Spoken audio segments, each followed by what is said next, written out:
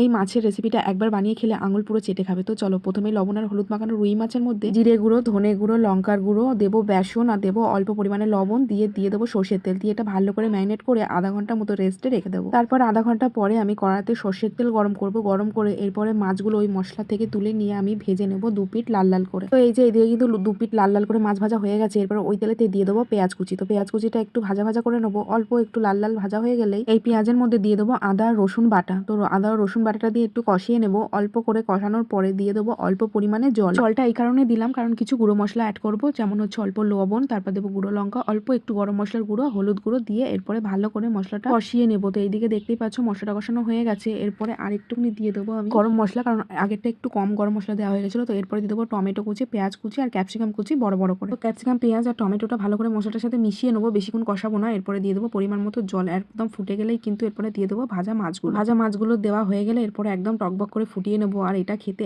এত টেস্টি হয় না, তোমরা বানিয়ে খেলে কেউ বুঝবে না। আর এখানে দিয়ে দেবো অল্প পরিমাণে চিনি আর কটা গোটা কাঁচা লঙ্কা। তো যে যেরকম ঝোল খাবে এটা সে সেরকম ভাবে নামাবে। তো এই যে আমি এতটাই ঝোল খাবো তাই আমি এরকম নামিয়েছি। তো দেখো একদম কত সুন্দর না। তো একবার হলেও তোমরা এটা বানিয়ে খেও, আর কেমন লাগলো রেসিপিটা অবশ্যই করে কিন্তু আমাকে কমেন্ট করে জানিও।